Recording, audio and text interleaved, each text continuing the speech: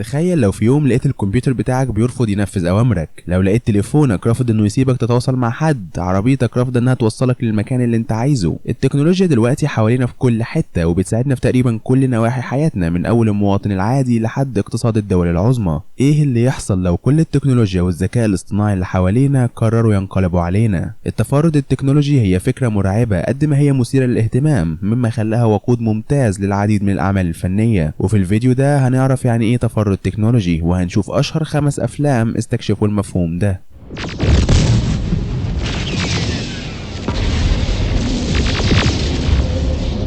التكنولوجيكال سنجلاريتي او التفرد التكنولوجي مش مفهوم ادبي، بل هو في الحقيقه فرضيه ناس كتير مؤمنين بيها. السنجلاريتي واللي معناها مفرده او تفرد هو في الاصل مفهوم رياضي بيعبر عن قيمه رياضيه لا يمكن تعرفها او التنبؤ بسلوكها. ابسط مثال هو الداله 1 على اكس اللي فيها اكس بتساوي 0.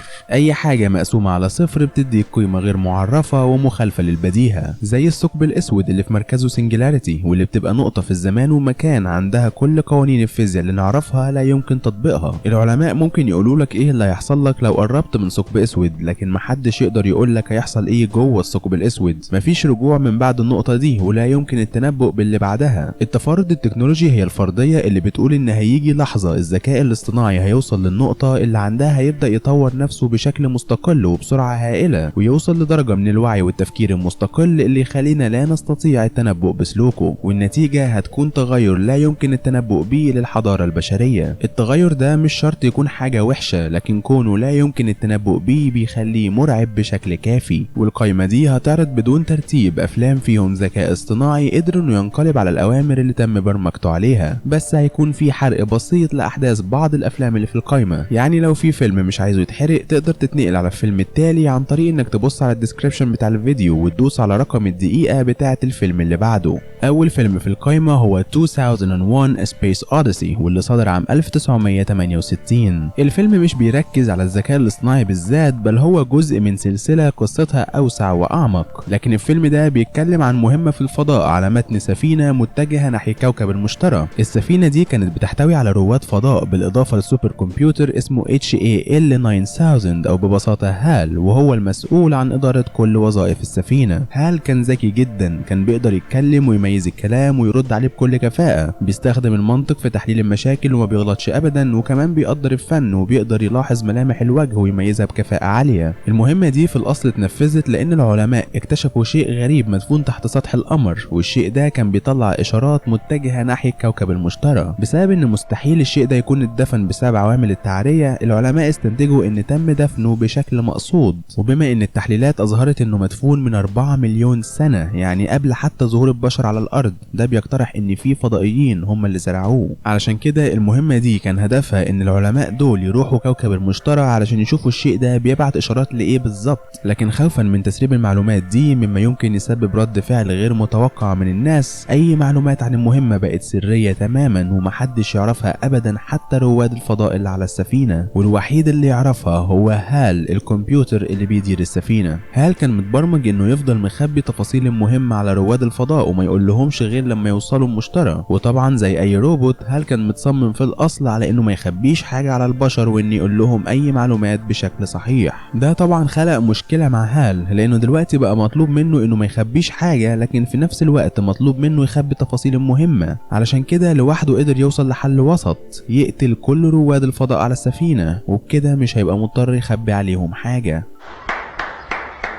الله عليك، احسنت يا ابني والله، مبروك. تاني فيلم على القائمة هو اي روبوت واللي صدر عام 2004. احداث الفيلم بتقع عام 2035 واللي بيصحبه تطور تكنولوجي رهيب. من ضمن اهم معالم المستقبل ده هو ان بقى فيه روبوتات في كل حتة هدفهم هو خدمة البشر. الروبوتات دول متبرمجين على 3 قوانين اساسية. اول قانون، الروبوت ما ينفعش يأذي انسان او يسيب انسان يتأذي. تاني قانون، الروبوت لازم يتبع اي اوامر يديها له البشر الا لو كانت الاوامر بتتعارض مع القانون الاول. تالت قانون، الروبوت لازم يحمي نفسه طالما ده لا يتعارض مع اول وتاني قانون. لحد هنا مفيش اي مشاكل، وبالفعل الروبوتات شكلوا ثورة في زيادة رفاهية البشر في كل مكان، بس بسبب ان القانون الاول بيبقى لا يمكن تطبيقه في بعض الحالات، زي مثلا لو الروبوت لقى قدامه 2 في خطر وهو يقدر ينقذ واحد بس، ساعتها بيبقى ليه الحق انه يستخدم المنطق في تحديد اولوياته، زي ما حصل مع بطل القصة ديل سبونر لما حصل له حادثة وفي روبوت انقذه بدل ما ينقذ بنت صغيرة عندها 12 سنة، وده لان الروبوت حسب في دماغه ان احتمالية نجاة سبونر اكبر من احتمالية نجاة البنت، وبكده ساب البنت تموت مقابل انه ينقذه هو. ده اتسبب في ان سبونر بقى يكره الروبوتات وما بيثقش فيهم، وبالفعل على مدار احداث الفيلم بنكتشف ان شكوك سبونر كانت في محلها. فجأة بنشوف جميع الروبوتات بينقلبوا على البشر في كل مكان علشان يبقوا هم اللي في الحكم، وبنشوف الروبوتات في كل بيت بينقلبوا على اسيادهم. بنكتشف بعد كده ان السبب ورا الانقلاب ده هو الذكاء الاصطناعي المركزي اللي بيدير الروبوتات دي واللي اسمه فيكي. الذكاء الاصطناعي ده كان شايف ان البشر بيأذوا نفسهم وان افعالهم هتسبب في انقراضهم في يوم من الايام، بالتالي وظيفة الروبوتات انهم ما يسيبوهمش يأذوا نفسهم. وبما ان القانون التاني بيسمح لهم انهم يعصوا اوامر البشر لو اوامرهم تعارضت مع القانون الاول، ده بيدي الحق للروبوتات انهم يسيطروا على البشر ويحجموا من حريتهم وافعالهم علشان ينقذوهم من نفسهم. وبما ان الروبوت من حقه يستخدم منطق بارد في التعامل مع المواقف دي، فيكي استنتج ان مفيش مشكلة انه يعصي اوامر البشر ويضحي بجزء منهم علشان ينقذ الاغلبية العظمى. مش كل حالات عصيان الذكاء الاصطناعي بتكون سيئة كده، زي ما بنشوف في ثالث فيلم في القايمة وهو هير اللي صدر عام 2013. احداث الفيلم بتقع في المستقبل القريب، وسيودور بطل الفيلم هو شخص وحيد ومكتئب.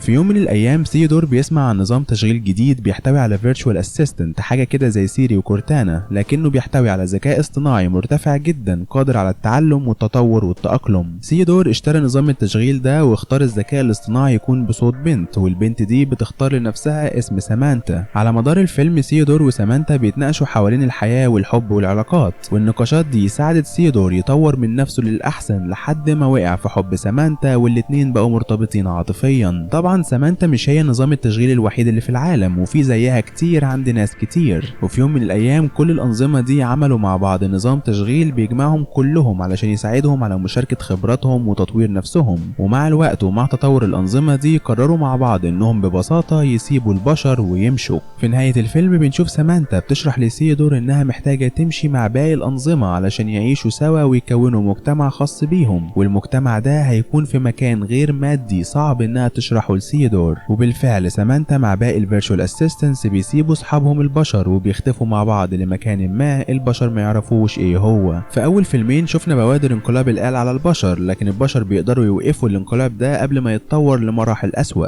وفي الفيلم اللي فات شفنا إن مش دايما عصيان الذكاء الاصطناعي للبشر بيكون كارثي، وإنهم ممكن ببساطة يسعوا إنهم يعيشوا في سلام لوحدهم. لكن الفيلمين الجايين هنشوف قصص الآلات فيهم نجحوا في التغلب على البشر وتحويل المستقبل إلى عالم ديستوبي قاسي تحت رحمة الذكاء الاصطناعي. أول الفيلمين دول ورابع فيلم على القائمة هو ذا ماتريكس. طبعا بذا ماتريكس أنا أقصد السلسلة كلها مش بس أول فيلم، وده لأن القصة بتتحكي على مدار عدة أفلام وكوميكس وأنيميشنز. في وقت ما بعد 2090 البشر بيعيشوا في عصر سموه ذا سيكند رينيسانس أو عصر النهضة الثانية. في العصر ده التكنولوجيا تطورت بشكل كبير انعكس على مستوى الذكاء الاصطناعي المرتفع اللي كان في الآلات والروبوتات واللي كانوا مصنوعين لخدمة البشر. لكن في يوم من الأيام في روبوت باسم B166ER سمع سيده بيقول إنه ناوي يدمره، ولأن الروبوت كان عنده الوعي الكافي اللي خلاه يطور رغبة في الحياة قرر إنه يحمي نفسه ويقتل سيده. الروبوت ده تم القبض عليه ومحاكمته وإعدامه، وبعد المحاكمة الروبوتات عملوا ثورة سلمية بتطالب بالمساواة وإعطائهم حقوقهم، لكن الحكومات بعد كده أصدروا قرار بإعدام كل الروبوتات الذكية. الروبوتات اللي قدرت تهرب من الإعدام الجماعي كونوا مع بعض دولة اسمها 01 واللي قدرت تتطور تكنولوجيا بسبب الذكاء المرتفع اللي عندهم. وهنا بتبدأ حرب الآلات أو ذا ماشين وور واللي قضت على الحضارة البشرية وغيرت شكل الأرض تماما. بعد ما الآلات كسبوا الحرب مع البشر سيطروا على العالم كله، والآية انعكست والبشر دلوقتي بقوا هم اللي في خدمة الآلات. الآلات سجنوا البشر جوه محاكاة خيالية اسمها المصفوفة أو ذا ماتريكس، وده علشان يتغذوا على الطاقة اللي جسمهم بينتجها. يعني دلوقتي البشر بقوا هم البطارية بتاعة الآلات. الماتريكس دي شكلها عامل زي العالم الطبيعي بالظبط، وكل البشر اللي مسجونين فيها ما عندهمش فكرة إنها محاكاة، بينما في العالم الحقيقي هم مجرد جسم مسجون منذ ولادته جوه واحدة من مزارع البشر حوالين العالم. من حسن الحظ مش كل البشر مسجونين في الماتريكس، في بعض البشر قدروا انهم يهربوا من المصير ده وكونوا مقاومة، وعلى مدار السلسلة بنشوف المقاومة بتحاول القضاء على الآلات واسترداد حرية البشر من جديد.